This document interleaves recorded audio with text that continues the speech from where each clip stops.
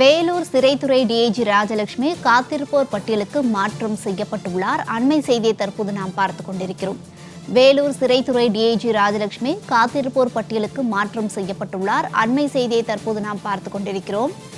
வேலூர் சிறைத்துறை டிஐஜி ராஜலட்சுமி தற்போது காத்திருப்போர் பட்டியலுக்கு மாற்றம் செய்யப்பட்டுள்ளார். ஆயுள் தண்டனை கைதியை வீட்டு வேலைக்கு பயன்படுத்திய விவகாரத்தில் இந்த நடவடிக்கையானது மேற்கொள்ளப்பட்டுள்ளது.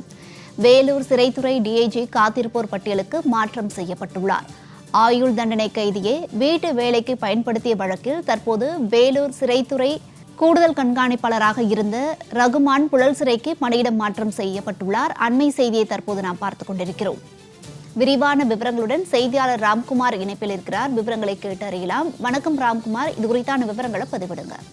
வருண்யா, கிருஷ்ணகிரி மாவட்டத்தை சேர்ந்த கலாவதி என்பவரின் மகன் சிவகுமார். இவர் கொலை வழக்கு ஒன்றில் சென்னை வேலூர் மத்திய சிறையில் ஆயுள் தண்டனை சிறைவாசம் அனுபவித்து வருகிறார். இந்த நிலையில் வேலூர் சரக டிஐஜியாக சிறைத்துறை டிஐஜியாக இருக்கக்கூடிய ராஜலட்சுமி உள்ளிட்ட சிறைத்துறை அதிகாரிகள் அவரை வீட்டு வேலைக்கு பயன்படுத்தி கொடுமைப்படுத்தியதாகவும், அதே போல ராஜலட்சுமியின் வீட்டில் 4.5 லட்சம் மதிப்புறான நகைகளை திருடியதாக கொடுமைப்படுத்தியிருக்கின்றனர்.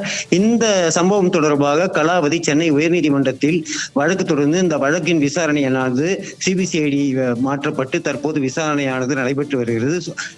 டிஐஜி ராஜலட்சுமி உள்ளிட்ட 14 பேர் மீது வழக்கு பதிவு செய்யப்பட்டு விசாரணை மேற்கொண்டு வருகிறது. இந்த நிலையில் இந்த சம்பவத்தில் தொடர்புடையதாக கூறி வேலூர் சிறைத்துறை டிஐஜி ராஜலட்சுமியை தற்காலிக காத்திருப்போர் பட்டியலுக்கு மாற்றப்பட்டிருக்கிறார்கள். அதே போல வேலூர் மத்திய சிறை கண்காணிப்பாளராக இருந்த ரகுமானை உடனடியாக புயல் சிறைக்கு பணியிட மாற்றம் செய்யப்பட்டிருக்கிறார்.